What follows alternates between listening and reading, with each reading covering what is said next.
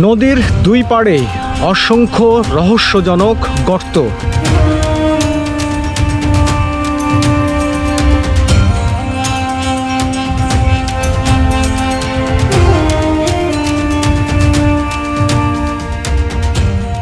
নদী সবসময়ই রহস্যময়, আর এই মায়াবী নদীর দুই তীরে একটা বড় অংশ জুড়ে ছড়িয়ে ছিটিয়ে করা হচ্ছে রহস্যজনক গর্ত। এসব গর্তের ধরনই বলে দেয় এটা প্রকৃতির সৃষ্ট কোনো গর্ত নয়। অনেকগুলো মানুষ মিলে এই গর্তগুলো করছে, কিন্তু কেন করছে, কারা তারা? এসব গর্তের রহস্য উন্মোচন করতে গিয়ে সামনে যা আসলো তা শুনে মাথাটা চক্কর দিল। এটা কি হতে পারে যে এসব গর্ত থেকে উঠে আসছে বিশ্বের অন্যতম মূল্যবান ধাতু স্বর্ণ বা সোনা?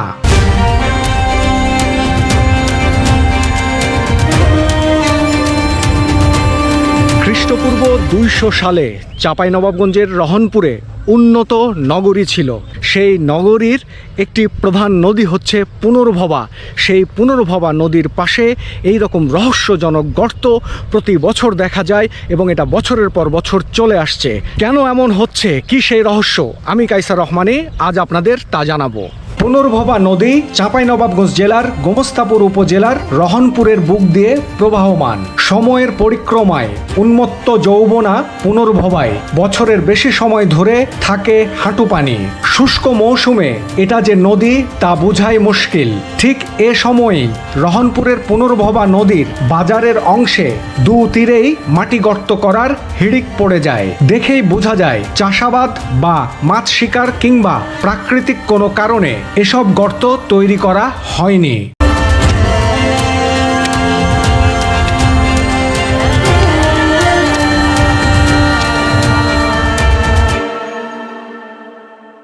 রহস্যজনক গর্তগুলো কেন করা হচ্ছে এসব জানতে নদীর পাড়ে গেলেই একটু আগের দেখা পরিবেশ হঠাৎ পাল্টে গেল।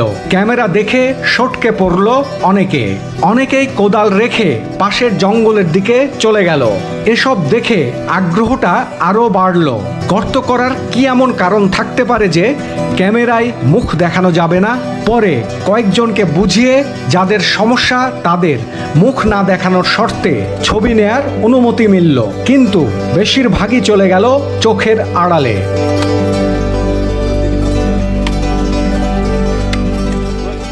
এই খোঁড়া চলছে এই 10 বছর ধরে। প্রতিবারই পানি কমে গেলে আপনার চলে আসে সব। এখানে আমি পাইতে দেখেছি সোনার চেন পেয়েছে, চাঁদির আংটি পেয়েছে, চাঁদির পয়সা পেয়েছে, তারপরে নাকের পেয়েছে, কানের পেয়েছে, বিভিন্ন ধরনের আর কি জিনিস পায় আর কি। মানে আগে হয়তো এই রাজা বাদশাদের বাড়ি, তো এই এলাকা তো সব জমিদার এলাকা। এই জমিদার এলাকাতে এক সময় দেখা গেছে মানুষের অনেক কিছু হারিয়েছে, পয়সা কড়ি, তারপরে সোনা, অনেক নৌকা ডুবেছে। ওই সব জিনিসপত্রগুলো মানুষ এখন খুঁড়তে গিয়ে পায় আর কি। জানা গেল শুষ্ক মৌসুমে যখন নদীর পানি একেবারে কমে যায় তখন শুরু হয় মাটি গর্ত করা। নদীর আশেপাশের মানুষ ছাড়াও দূর দূরান্ত থেকে মানুষ আসেন নদীর পাড়ে, আর সঙ্গে নিয়ে আসেন কোদাল, শাবল। সকাল থেকে বিকাল পর্যন্ত তারা নদীর তীরের বিভিন্ন স্থানের মাটি গর্ত করেন।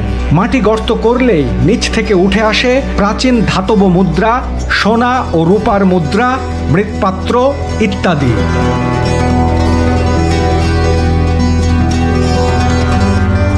বছরে ঘুরে এই সময় তো ঘুরে, তখন আমরা হয়তো খুঁজছি, তখন হয়তো বাড়াইছে মাল।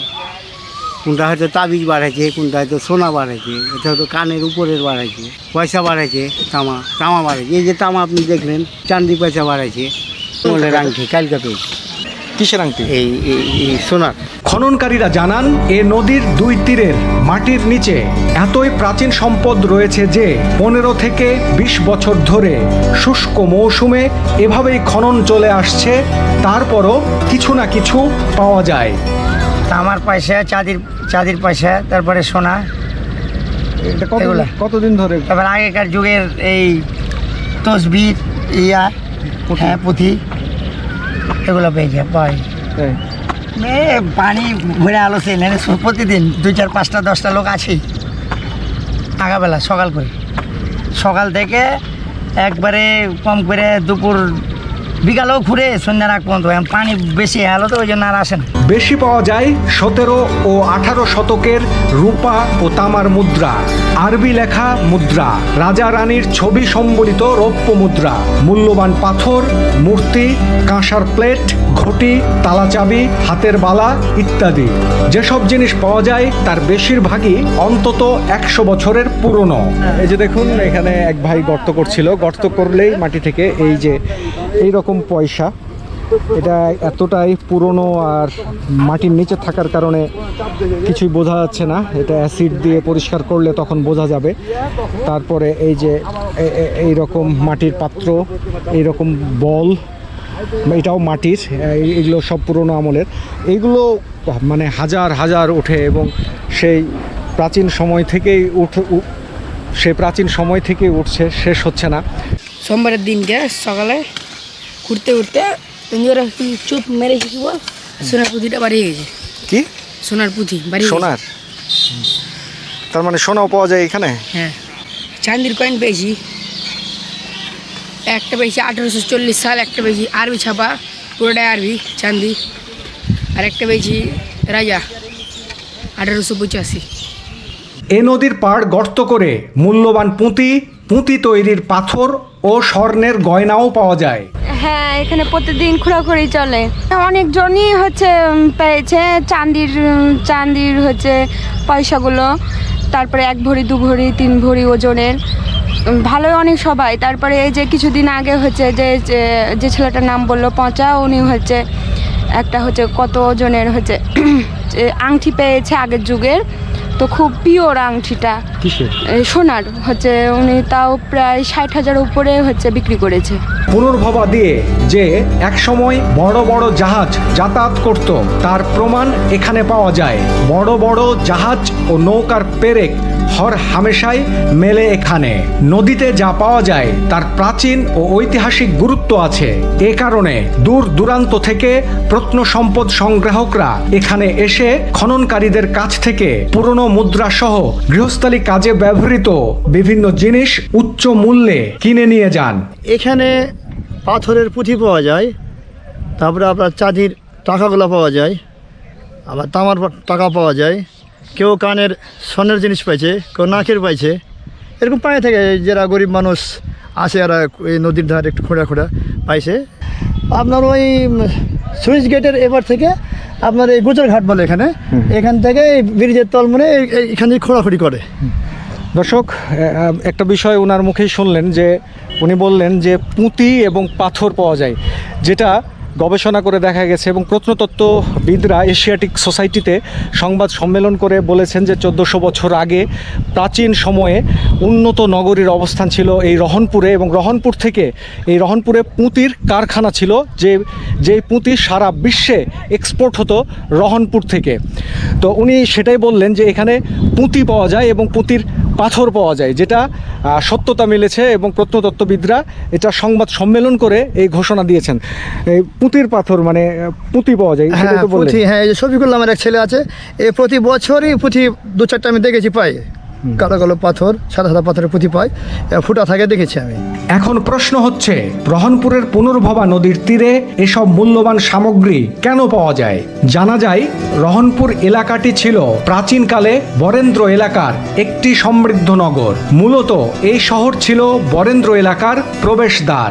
এছাড়া উঁচু অঞ্চল হবার কারণে অতীতে রাজা বাদশাহ ও জমিদাররা এই এলাকা পছন্দ করতেন তাদের নিবাসের জন্য। সুতরাং এরকম সমৃদ্ধ অঞ্চলের নদীতে মূল্যবান সামগ্রী পাওয়াটা অস্বাভাবিক কিছু না।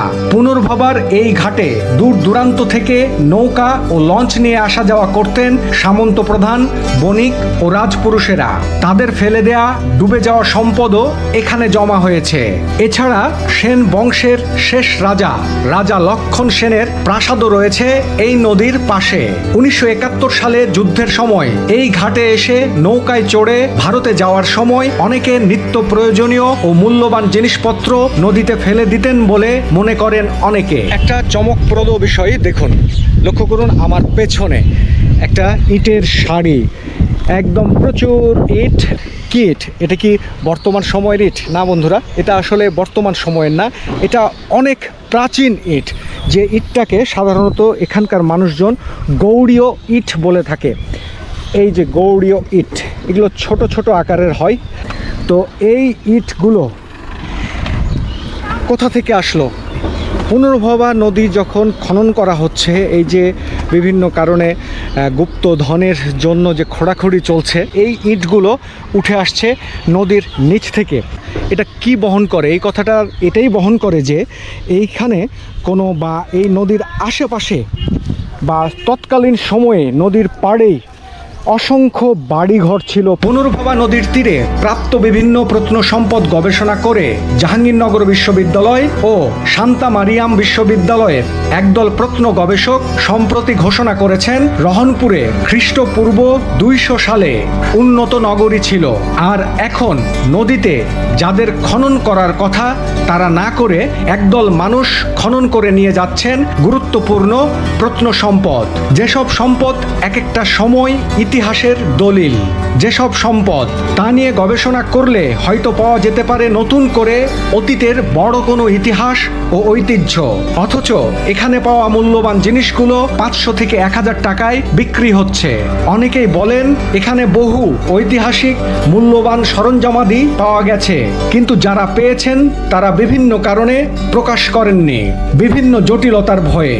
যাই হোক, এভাবে চলতে থাকলে হারিয়ে যাবে আমাদের পুরনো ইতিহাস ও ঐতিহ্যের দলিলগুলো।